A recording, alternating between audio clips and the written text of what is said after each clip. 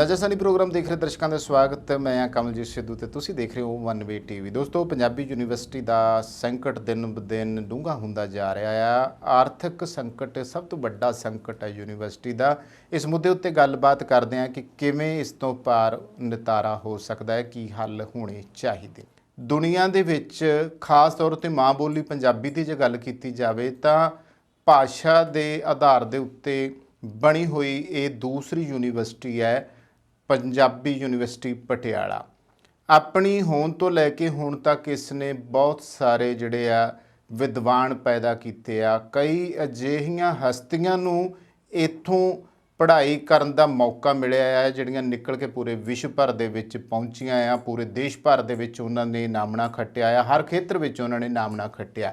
ਤਾਂ ਪੰਜਾਬੀ ਯੂਨੀਵਰਸਿਟੀ ਜਿਹੜੀ ਆ ਉਹ ਲਗਾਤਾਰ ਵਿਵਾਦਾਂ ਦੇ ਘੇਰੇ 'ਚ ਆ। ਬੂਹੇ ਦੇ ਉੱਤੇ ਕੋਈ ਨਾ ਕੋਈ ਜਿਹੜਾ ਧਰਨਾ ਮੁਜ਼ਾਹਰਾ ਆ ਉਹ ਹੁੰਦਾ ਰਹਿੰਦਾ ਆ। ਇਹ ਸਥਿਤੀਆਂ ਬਣੀਆਂ ਨੇ। ਤਾਂ ਦੱਸ ਦਈਏ ਕਿ ਪੰਜਾਬੀ ਯੂਨੀਵਰਸਿਟੀ ਪਟਿਆਲਾ 1961 ਦੇ ਪੰਜਾਬ ਐਕਟ ਨੰਬਰ 35 ਦੇ ਅਧੀਨ ਸਥਾਪਿਤ ਕੀਤੀ ਗਈ ਸੀ। ਪਿਛਲੇ ਕੁਝ ਸਾਲਾਂ ਤੋਂ ਵਿੱਤੀ ਸੰਕਟ ਦੇ ਵਿੱਚੋਂ ਲੰਘ ਰਹੀ ਹੈ। ਪੰਜਾਬੀ ਭਾਸ਼ਾ ਨੂੰ ਸਮਰਪਿਤ ਇਹ ਯੂਨੀਵਰਸਿਟੀ ਪਿਛਲੇ ਦਹਾਕਿਆਂ ਵਿੱਚ ਗਿਆਨ ਅਤੇ ਵਿਗਿਆਨ ਦਾ ਪੰਜਾਬ ਦਾ ਪ੍ਰਮੁੱਖ ਅਦਾਰਾ ਬਣ ਕੇ ਉੱਭਰੀ ਹੈ। ਇਹ ਮਾਮਲਾ ਕਾਫੀ ਗੰਭੀਰ ਹੈ। ਯੂਨੀਵਰਸਿਟੀ ਸਿਰ ਚੜ੍ਹਿਆ ਕਰਜ਼ਾ ਹੋਣ ਵਾਲੇ ਵਾਈਸ ਚਾਂਸਲਰ ਤੋਂ ਪਹਿਲੇ ਵਾਈਸ ਚਾਂਸਲਰ ਨੂੰ ਸਮਝ ਲਓ ਵੀ ਜਿਵੇਂ ਇੱਕ ਸਰਕਾਰ ਜਾਂਦੀ ਹੈ ਤੇ ਦੂਜੀ ਹੀ ਸਰਕਾਰ ਜਦੋਂ ਆਉਂਦੀ ਹੈ ਜਾਂ ਤਾਂ ਖਜ਼ਾਨਾ ਖਾਲੀ ਹੁੰਦਾ ਤੇ ਜਾਂ ਫਿਰ ਬੋਝ ਛੱਡ ਜਾਂਦੀ ਹੈ। ਤਾਂ ਬੋਝ ਛੱਡ ਕੇ ਗਏ ਆ ਕਰਜ਼ੇ ਦਾ ਤੇ ਕਾਫੀ ਸਾਰਾ ਜਿਹੜਾ ਆ ਇਸ ਯੂਨੀਵਰਸਿਟੀ ਨੂੰ ਕਰਜ਼ਾ ਚੜ੍ਹਿਆ ਜਿਹੜਾ ਮਿਲਿਆ ਆ। ਤੇ ਬਿਲਕੁਲ ਉਸੇ ਤਰ੍ਹਾਂ ਹੀ ਆ ਜਿਵੇਂ ਆਪਾਂ ਕਹਿ ਦਈਏ ਕਿ ਇੱਕ ਸਰਕਾਰ ਦਾ ਜਿਹੜਾ ਮੁੱਦਾ ਮੈਂ ਪਹਿਲਾਂ ਛੇੜਿਆ ਆ ਕਿ ਦੂਜੀ ਸਰਕਾਰ ਲਈ ਕਰਜ਼ਾ ਚੜ੍ਹਿਆ ਛੱਡ ਜਾਂਦੇ, ਫਿਰ ਰੌਲਾ ਇਹਨਾਂ ਗੱਲਾਂ ਦਾ ਪੈਂਦਾ ਰਹਿੰਦਾ ਆ। ਜੇ ਉਪ ਕੁਲਪਤੀ ਜਿਸ ਦੀ ਜ਼ਿੰਮੇਵਾਰੀ ਯੂਨੀਵਰਸਿਟੀ ਨੂੰ ਅਕਾਦਮਿਕ ਅਤੇ ਪ੍ਰਸ਼ਾਸਨਿਕ ਅਗਵਾਈ ਦੇਣ ਦੀ ਹੁੰਦੀ ਹੈ, ਉਸ ਨੂੰ ਇਹੀ ਚਿੰਤਾ ਲੱਗੀ ਰਹੇ ਕਿ ਅਗਲੇ ਮਹੀਨੇ ਲਈ ਤਨਖਾਹ ਅਤੇ ਪੈਨਸ਼ਨਾਂ ਲਈ ਵਿੱਤੀ ਪ੍ਰਬੰਧ ਕਿਵੇਂ ਕਰਨਾ ਆ, ਤਾਂ ਉਹ ਕਿਸ ਕਿਸਮ ਦੀ ਅਗਵਾਈ ਦੇਊਗਾ, ਸੋਚਣ ਵਾਲੀ ਗੱਲ ਆ। ਔਰ ਪੰਜਾਬ ਦੀ ਇਸੇ ਯੂਨੀਵਰਸਿਟੀ ਨਾਲ ਹੀ ਅਜਿਹਾ ਕਿਉਂ ਹੋ ਰਿਹਾ, ਇਹ ਵੀ ਸੋਚਣ ਵਾਲੀ ਗੱਲ ਆ, ਕਿਉਂਕਿ ਇਹ ਮਾਂ ਬੋਲੀ ਪੰਜਾਬੀ ਦੇ ਨਾਂ ਦੇ ਉੱਤੇ ਬਣੀ ਹੋਈ ਆ। ਇਸ ਕਰਕੇ ਤੁਹਾਡੇ ਨਾਲ ਇਸ ਮੁੱਦੇ ਉੱਤੇ ਚਰਚਾ ਕਰਨੀ ਅਸੀਂ ਲੋੜੀਂਦੀ ਸਮਝਦੇ ਸੀਗੇ ਕਿ ਘੱਟੋ ਘੱਟ ਸਾਨੂੰ ਇੱਕੋ ਇੱਕ ਤਾਂ ਯੂਨੀਵਰਸਿਟੀ ਮਿਲੀ ਆ ਜਿਹੜੀ ਸਾਡੀ ਮਾਂ ਬੋਲੀ ਦੇ ਨਾਂ ਦੇ ਉੱਤੇ ਬਣੀ ਹੋਈ ਆ, ਅਤੇ ਉਹਦੇ ਨਾਲ ਵੀ ਜੋ ਆ ਹੁਣ ਤੱਕ ਜਿਹੜੀ ਧੱਕੇਸ਼ਾਹੀ ਕੀਤੀ ਜਾ ਰਹੀ ਹੈ, ਜਿੰਨੇ ਫੰਡ ਅਰੇਂਜ ਹੋਣੇ ਚਾਹੀਦੇ, ਜਿੰਨੇ ਮਿਲਣੇ ਚਾਹੀਦੇ ਆ, ਉਹਨੇ ਉਹਨੂੰ ਨਹੀਂ ਮਿਲਦੇ।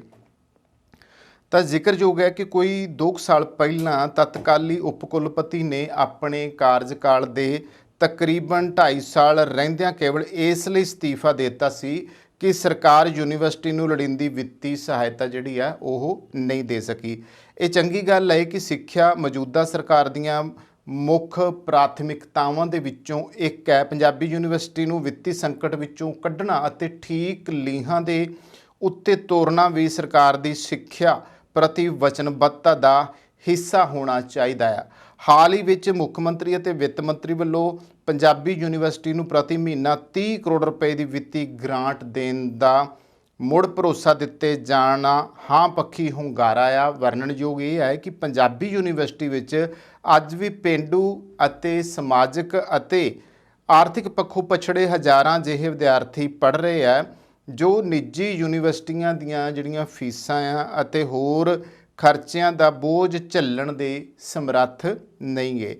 ਸਰਕਾਰ ਵੱਲੋਂ ਸਰਕਾਰੀ ਅਤੇ ਸਹਾਇਤਾ ਪ੍ਰਾਪਤ ਸਾਰੀਆਂ ਵਿਦਿਅਕ ਸੰਸਥਾਵਾਂ ਲਈ ਆਪਣੀ ਜ਼ਿੰਮੇਵਾਰੀ ਨਿਭਾਉਣ ਅਤੇ ਨਿੱਜੀ ਵਿਦਿਅਕ ਅਦਾਰਿਆਂ ਦੀਆਂ ਫੀਸਾਂ ਅਤੇ ਖਰਚਿਆਂ ਨੂੰ ਕਾਬੂ ਵਿੱਚ ਰੱਖਣ ਨਾਲ ਹੀ ਸਰਕਾਰ ਦੀ ਸਿੱਖਿਆ ਪ੍ਰਤੀ ਪ੍ਰਾਥਮਿਕਤਾ ਸਹੀ ਢੰਗ ਦੇ ਨਾਲ ਪੂਰੀ ਹੋਊਗੀ।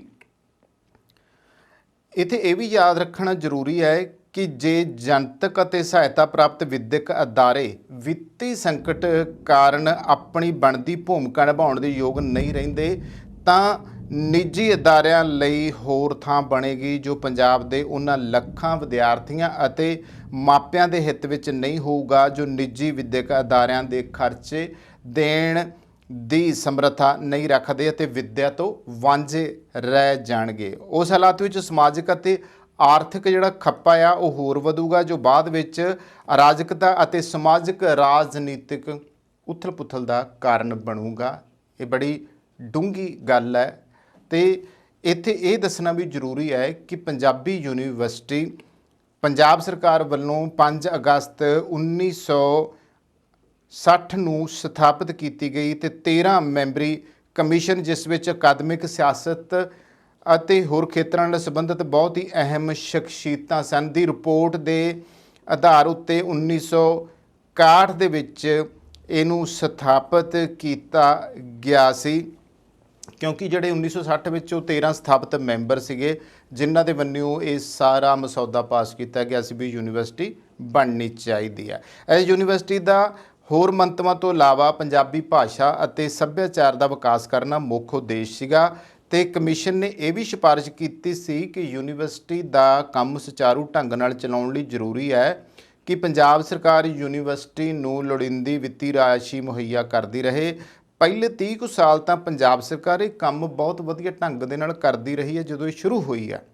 ਯੂਨੀਵਰਸਿਟੀ ਨੂੰ ਕਦੇ ਵੀ ਅੱਜ ਵਰਗੀ ਜਿਹੜੀ ਗੰਭੀਰ ਵਿੱਤੀ ਸੰਕਟ ਦਾ ਸਾਹਮਣਾ ਨਹੀਂ ਕਰਨਾ ਪਿਆ। ਸਾਲ 1991-92 ਵਿੱਚ ਯੂਨੀਵਰਸਿਟੀ ਦੇ ਕੁੱਲ ਬਜਟ ਵਿੱਚੋਂ 74% ਯੋਗਦਾਨ ਪੰਜਾਬ ਸਰਕਾਰ ਦਾ ਸੀ। ਅਗਲੇ ਕੁਝ ਸਾਲਾਂ ਦੌਰਾਨ ਇਹ ਹਿੱਸਾ 65 ਤੋਂ 72% ਵਿਚਕਾਰ ਰਿਹਾ, ਪਰ ਉਸ ਤੋਂ ਬਾਅਦ ਖਾਸ ਕਰਕੇ 1997-98 ਤੋਂ ਸਰਕਾਰ ਨੇ ਯੂਨੀਵਰਸਿਟੀਆਂ ਨੂੰ ਦਿੱਤੀ ਜਾਣ ਵਾਲੀ ਗ੍ਰਾਂਟ ਜਿਹੜੀ ਸੀ ਉਹ ਘਟਾਉਣੀ ਸ਼ੁਰੂ ਕਰ ਦਿੱਤੀ, ਜੋ ਘਟਦੀ 2001-02 ਦੇ ਵਿੱਚ 41.30% ਤੱਕ ਰਹਿ ਗਈ ਅਤੇ 2002 ਤੋਂ 3 ਦੌਰਾਨ ਸਰਕਾਰ ਨੇ ਗ੍ਰਾਂਟ ਦੇ ਵਿੱਚ ਜਿਹੜੀ ਕਟੌਤੀ ਸੀ ਉਹ ਰੋਕ ਦਿੱਤੀ ਤੇ ਹੁਣ ਕੁਝ ਸਾਲਾਂ ਤੋਂ ਇਸ ਗ੍ਰਾਂਟ ਵਿੱਚ ਹਰ ਸਾਲ 6% ਦਾ ਵਾਧਾ ਕਰਨਾ ਸ਼ੁਰੂ ਕੀਤਾ।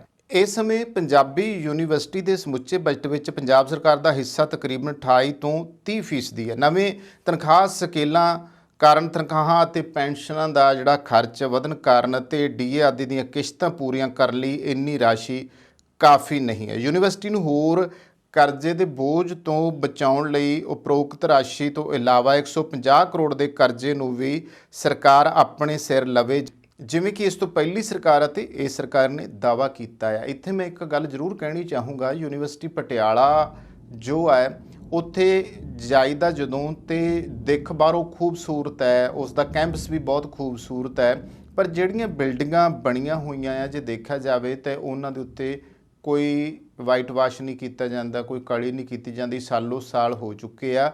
ਤਾਂ ਦੂਸਰਾ ਇਹ ਹੈ ਕਿ ਜਦੋਂ ਵਿਦਿਆਰਥੀਆਂ ਦੇ ਜਿਹੜੇ ਹੋਸਟਲ ਬਣੇ ਹੋਏ ਆ ਜੇ ਤੁਸੀਂ ਉਹਨਾਂ ਵੱਲ ਨਜ਼ਰ ਮਾਰ ਲਓ ਤਾਂ ਉਹ ਤਾਂ ਐਂ ਲੱਗਦਾ ਵੀ ਜਦੋਂ ਦੀ ਯੂਨੀਵਰਸਿਟੀ ਬਣੀ ਆ ਉਦੋਂ ਦੇ ਹੀ ਉਹ ਹੋਸਟਲ ਬਣੇ ਹੋਏ ਆ। ਉਹਨਾਂ ਦੇ ਵਿੱਚ ਚੰਗੇ ਤਰੀਕੇ ਸਾਫ਼ ਸਫਾਈ ਨਹੀਂ ਹੈਗੀ, ਜਿੰਨੀਆਂ ਸਹੂਲਤਾਂ ਇੱਕ ਵਿਦਿਆਰਥੀਆਂ ਦੇ ਉਹਨਾਂ ਕਮਰਿਆਂ 'ਚ ਹੋਣੀਆਂ ਚਾਹੀਦੀਆਂ ਉਹ ਉੱਥੇ ਨਹੀਂ ਹੈਗੀਆਂ। ਤੇ ਇਸ ਤੋਂ ਵੱਡੀ ਗੱਲ ਇਹ ਹੈ ਕਿ ਜਿਹੜਾ ਨਹਾਉਣ ਧੋਣ ਦੇ ਬਾਥਰੂਮ, ਜਿਹੜੇ ਗੁਸਲਖਾਨੇ ਬਣੇ ਆ ਜਾਂ ਪੀਣ ਦੇ ਪਾਣੀ ਦਾ ਸਿਸਟਮ ਆ, ਉਹ ਸਾਰੇ ਮਤਲਬ ਉਨੇ ਯੋਗ ਨਹੀਂ ਹੈਗੇ ਕਿ ਜਿੰਨੇ ਹੋਣੇ ਚਾਹੀਦੇ ਆ। ਇਸ ਕਰਕੇ ਜਿਸ ਤਰ੍ਹਾਂ ਦਾ ਮਾਹੌਲ ਉੱਥੇ ਹੋਣਾ ਚਾਹੀਦਾ ਆ ਉਹਦੇ ਵਿੱਚ ਵਿੱਤੀ ਸੰਕਟ ਦਾ ਸ਼ਿਕਾਰ ਹੋਣ ਕਰਕੇ ਵੀ ਉਹ ਕੁਛ ਨਹੀਂ ਹੋ ਰਿਹਾ। ਜਿੰਨੀਆਂ ਸਹੂਲਤਾਂ ਵਿੱਦਿਅਕ ਇਸ ਅਦਾਰੇ ਨੂੰ ਮਿਲਣੀਆਂ ਚਾਹੀਦੀਆਂ ਓਨੀਆਂ ਸਹੂਲਤਾਂ ਨਹੀਂ ਮਿਲ ਰਹੀਆਂ।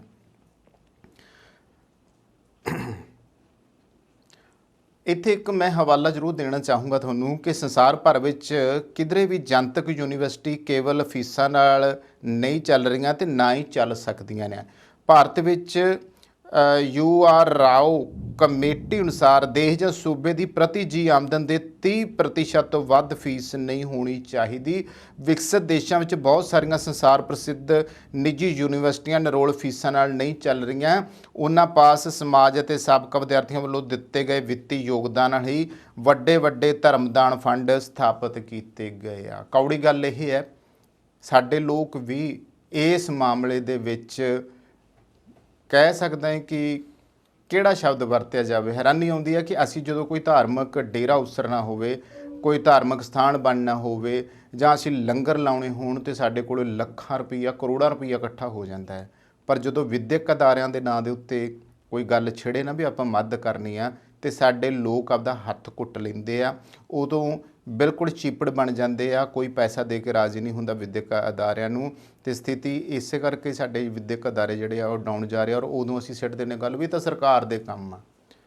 ਤੇ ਧਾਰਮਿਕ ਡੇਰਿਆਂ ਤੇ ਤੁਸੀਂ ਲਾਈ ਚੱਲੋ, ਧਾਰਮਿਕ ਜਿਹੜੇ ਸਥਾਨ ਆ ਉਹ ਸਾਰੀ ਚੱਲੀ ਜਾਓ, ਚਾਹੇ ਸੋਨੇ ਲਾਈ ਚੱਲੋ, ਚਾਹੇ ਚਿੱਟਾ ਸੰਗਮਰਮਰ ਥੱਪੀ ਚੱਲੋ, ਤੇ ਚਾਹੇ ਜਿਹੜੇ ਆ ਲੱਖਾਂ ਕਰੋੜਾਂ ਦੇ ਲੰਗਰ ਲਾਈ ਚੱਲੋ। ਬਸ ਤੇ ਵਿਦਿਆ ਜਿਨ੍ਹਾਂ ਨੇ ਤੁਹਾਡੇ ਮੁਲਕ ਨੂੰ ਪੂਰੀ ਦੁਨੀਆ ਵਿੱਚ ਲੈ ਕੇ ਜਾਣਾ, ਜਿਸ ਪੰਜਾਬ ਨੂੰ ਤੁਹਾਡੇ ਨਵੀਂ ਪੜ੍ਹੀ ਪੀੜ੍ਹੀ ਨੇ ਅਗਾਂਹ ਲੈ ਕੇ ਜਾਣਾ, ਤੁਸੀਂ ਉਹਨਾਂ ਦੇ ਵਿਦਿਅਕ ਅਦਾਰਿਆਂ ਬਾਰੇ ਕੁਛ ਵੀ ਨਹੀਂ ਸੋਚਦੇਗੇ। ਇਹ ਇੱਕ ਨਿਕੰਮਾਪਣ ਹੈ ਪੰਜਾਬੀਆਂ ਦਾ, ਸਭ ਤੋਂ ਵੱਡੀ ਨਲਾਇਕੀ ਹੈ ਪੰਜਾਬੀਆਂ ਦੀ, ਇਦੋਂ ਵੱਧ ਕੇ ਹੋਰ ਕੀ ਕਿਹਾ ਜਾਵੇ।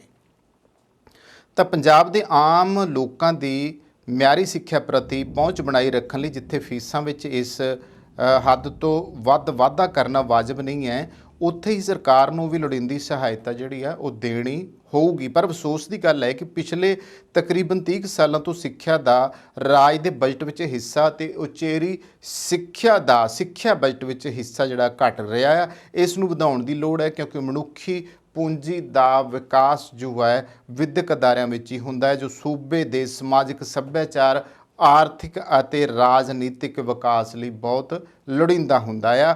ਆਮ ਇਹ ਦਲੀਲ ਦਿੱਤੀ ਜਾਂਦੀ ਹੈ ਕਿ ਸਰਕਾਰ ਵਿੱਤੀ ਘਾਟ ਕਾਰਨ ਯੂਨੀਵਰਸਿਟੀ ਨੂੰ ਗ੍ਰਾਂਟ ਨਹੀਂ ਦੇ ਸਕਦੀ।